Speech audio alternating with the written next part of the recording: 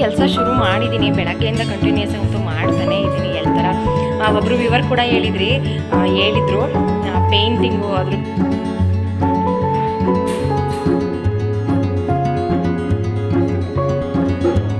Hi friends, good morning, welcome to my channel. ಎಲ್ಲರೂ ಹೇಗಿದ್ದೀರಾ? ಎಲ್ಲರಿಗೂ ಹೊಸ ವ್ಲಾಗ್ಗೆ ವೆಲ್ಕಮ್ ಮಾಡ್ತಾ ಇವತ್ತಿನ ಈ ಪುಟಾಣಿ ವ್ಲಾಗನ್ನು ಸ್ಟಾರ್ಟ್ ಮಾಡ್ತಾ ಇದ್ದೀನಿ. ಈ ವ್ಲಾಗ್ ನಿಮಗೆ ಇಷ್ಟ ಆಗಬಹುದು ಅಂತ ಅಂದ್ಕೊಂಡಿದ್ದೀನಿ.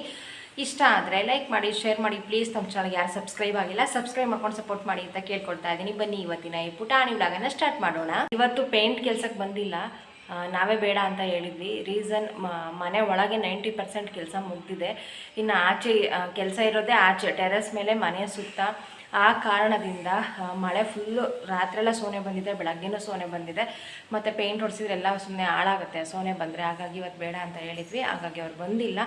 ಮನೆ ಒಳಗೆ 90% ಕೆಲಸ ಮುಗ್ದಿದೆ. ಇನ್ನು ಒಂದೊಂದೇ ಅರೇಂಜ್ ಮಾಡ್ಕೊಳ್ತಾ ಹೋಗಬೇಕು. ಹೇಗೆ ಮಾಡ್ತೀನಿ, ಏನು ಎತ್ತ ಏನೂ ಗೊತ್ತಿಲ್ಲ.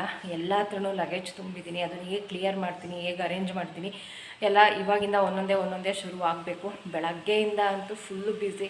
ಪಾತ್ರೆ ತೊಳೆಯೋದಿತ್ತು, ಮ್ಯಾಟ್ಗಳನ್ನೆಲ್ಲ ಒಂದು ಸಲ ತೊಳೆದಾಕ್ತೆ. ಈ ಥರ ಕೆಲಸಗಳನ್ನೆಲ್ಲ ಮಾಡಿಕೊಂಡು ತಿಂಡಿ ಮಾಡಿ ಕೆಲಸ ಆಯಿತು. ಈಗ ಮನೆ ಕೆಲಸ ಅಂದರೆ ಮನೆ ಒಳಗೆ ಕೆಲಸ ಶುರು ಆಗ್ತಾಯಿದೆ. ನನ್ನ ಹಸ್ಬೆಂಡ್ ಇರೋದಿಲ್ಲ. ಬೆಳಗ್ಗೆ ಅವ್ರು 5:30 ಅನ್ನೋಷ್ಟರಲ್ಲೆಲ್ಲ ಮನೆ ಬಿಟ್ಟಿರ್ತಾರೆ. ನಾನು ಹಾಲು ಕರೆದು ಡೈರಿಗೆ ಹಾಲು ಹಾಕಿ ತೋಟಕ್ಕೆ ಹೋಗಿ ಹಸು ಕಟ್ಟು ಬಂದು ನೆಕ್ಸ್ಟ್ ಮನೆ ಕೆಲಸಗಳನ್ನು ಶುರು ಮಾಡ್ಕೊಳ್ಬೇಕು. ಮತ್ತು ಅವ್ರಿನ್ನ 10 ಗಂಟೆ ತಿಂಡಿ ಬರೋವರೆಗೂ ಬರೋದಿಲ್ಲ. ಅಲ್ಲಿವರೆಗೂ ಹಾಗೆ ಇದ್ದರೆ ಕೂಗ್ತಾನೆ ಇರ್ತವೆ. ತೋಟಕ್ಕೆ ಕಟ್ಟು ಬಂದರೆ ನೆಮ್ಮದಿಯಲ್ಲಿ ಕೆಲಸ ಮುಗೀತು. ಮತ್ತಿನ್ನು ಮಧ್ಯಾಹ್ನವರೆಗೂ ಕೆಲಸ ಇರೋದಿಲ್ಲ. ಹಸುಗಳನ್ನೆಲ್ಲ ಕಟ್ಟಿ ಆಯಿತು. ಈ ಕೆಲಸದ ಮಧ್ಯೆ ಬೆಳಗಿನ ಟೈಮ್ ಅಂತೂ ಚಪಾತಿ ರೊಟ್ಟಿ ಮಾಡಿ ತುಂಬ ದಿನ ಆಯಿತು. ನನ್ನ ವಿವರ್ ಗೊತ್ತಿರುತ್ತೆ, ಆಲ್ಮೋಸ್ಟ್ ನನ್ನ ತಿಂಡಿಗಳಲ್ಲಿ ಚಪಾತಿ ರೊಟ್ಟಿನೇ ಮುಂಚೆ ಜಾಸ್ತಿ ಇರೋದು. ಬಟ್ ಇವಾಗ ಅಷ್ಟೊಂದು ಟೈಮ್ ಇಲ್ಲ ಅಂತ ಬೆಳಗಿನ ಟೈಮ್ ಚಪಾತಿ ರೊಟ್ಟಿ ಮಾಡೇ ಇರಲಿಲ್ಲ. ಹಾಗಾಗಿ ಇವತ್ತು ಸಾಂಬಾರಿತ್ತು, ಅದಕ್ಕೇ ಈರುಳ್ಳಿ ಮತ್ತು ಕಾಯಿ ತುರಿಯನ್ನು ಹಾಕಿದೆ. ನಂಗೆ ಸಿಕ್ಕಾಪಟ್ಟೆ ಇಷ್ಟ. ಸೊಪ್ಪಿನ ಸಾರಾದ್ರೂ ಅಷ್ಟೇ, ತರಕಾರಿ ಸಾರಾದ್ರೂ ಅಷ್ಟೇ. ಅದಕ್ಕೆ ಈರುಳ್ಳಿನ ಸಣ್ಣದಾಗಿ ಪೀಸ್ ಮಾಡಿ ಹಾಕಿ ಹಸಿ ಕಾಯಿ ತುರಿ ಹಾಕಿ ಮಿಕ್ಸ್ ಮಾಡಿಕೊಂಡು ಚಪಾತಿ ರೊಟ್ಟಿ ಜೊತೆ ತಿಂದರೆ ಸೂಪರಾಗಿರುತ್ತೆ. ಅದರಲ್ಲೂ ಸೊಪ್ಪಿನ ಸಾರಾದರೆ ಇನ್ನೂ ಚೆನ್ನಾಗಿರುತ್ತೆ. ಅದ್ರ ಜೊತೆ ಕುಟುಂಡಿ ಎಲ್ಲ ಹಾಕೊಂಡು ತಿಂದರೆ ಸೂಪರಾಗಿರುತ್ತೆ. ಈ ಕಡೆ ಚಪಾತಿ ಮಾಡ್ತಾಯಿದ್ದೀನಿ. ಚಪಾತಿ ಎಲ್ಲ ಒಂದು ಸಲ ಇಟ್ಕೊಂಡಿದ್ದೆ, ಇವಾಗ ಬೇಯಿಸ್ಕೊಳ್ತಾ ಇದ್ದೀನಿ. ಆಲ್ರೆಡಿ ಕೆಲಸ ಶುರು ಮಾಡಿದ್ದೀನಿ. ಬೆಳಗ್ಗೆಯಿಂದ ಕಂಟಿನ್ಯೂಸ್ ಅಂತೂ ಮಾಡ್ತಾನೆ ಇದ್ದೀನಿ. ಎಲ್ಲ ಹತ್ರನೂ ಪಾತ್ರೆಗಳು ಇಟ್ಕೊಂಡಿದ್ದೀನಿ. ಅಂದರೆ ಅದ್ರದ್ದು ಒಂದೊಂದು ಕ್ಯಾಪ್ ಸಿಕ್ಕಿದ್ರೆ ಒಂದೊಂದು ಸಿಗ್ತಿಲ್ಲ, ಆ ಥರ ಆಗ್ಬಿಟ್ಟಿದೆ. ಇಲ್ಲಿ ಅಡುಗೆ ಮನೆ ಅಂತೂ ಕಂಪ್ಲೀಟ್ ಪೇಂಟಿಂಗ್ ಎಲ್ಲ ಮುಗಿದಿದೆ. ಹಾಗಾಗಿ ಕೆಲಸ ಶುರು ಮಾಡ್ಕೊಳ್ಳೋಣ ಅಂತ ಮಾಡ್ಕೊಂಡಿದ್ದೀನಿ. ನನ್ನ ಅಡುಗೆ ಮನೆ ಕಂಪ್ಲೀಟ್ ಲುಕ್ಕೇ ಚೇಂಜ್ ಆಗಿದೆ, ಚೆನ್ನಾಗಿ ಕಾಣಿಸ್ತಾ ಇದೆ. ನನಗೆ ಸಿಕ್ಕಾಪಟ್ಟೆ ಇಷ್ಟ ಆಯಿತು. ಹೊಸ ಏನೋ ಒಂಥರ.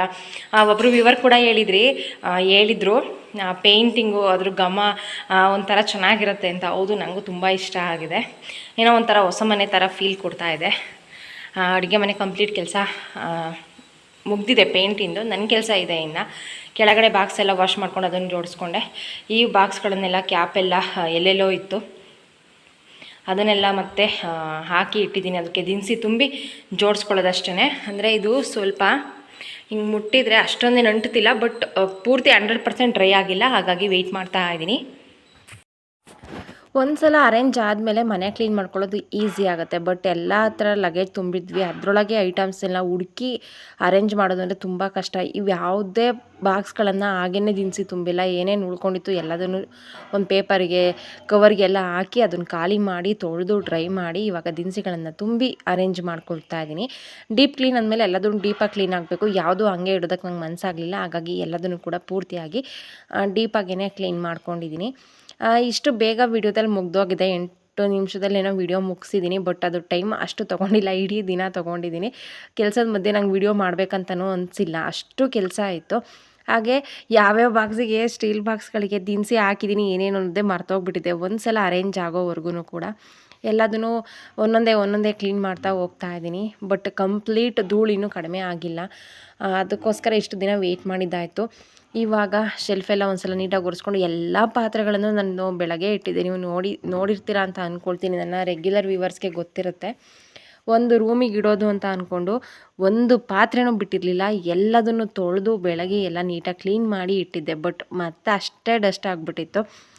ನಿಮಗೂ ಗೊತ್ತು, ಆಲ್ಟ್ರೇಷನ್ ಮಾಡಿಸಿದ್ವಿ, ಅದು ಇದು ಎಲ್ಲ ಧೂಳು ಸೇರಿಕೊಂಡು ಮತ್ತೆ ಪಾತ್ರೆಗಳೆಲ್ಲ ಹಂಗೆ ಆಗಿಬಿಟ್ಟಿತ್ತು. ಅದೇನೇ ರೂಮಲ್ಲಿ ನಾವು ಡೋರ್ ಹಾಕಿಟ್ಟಿರ್ತೀವಿ ಅಂತಂದ್ರೂ ಕೂಡ ಎಲ್ಲದೂ ಹಾಗೆ ಡಸ್ಟ್ ತುಂಬಿಕೊಂಡಿತ್ತು. ಮತ್ತೆ ಎಲ್ಲದನ್ನು ಬೆಳಗಿ ಡ್ರೈ ಮಾಡಿ ದಿನಸಿ ತುಂಬಿ ಇಷ್ಟೆಲ್ಲ ಕೆಲಸಗಳ ಆಯಿತು.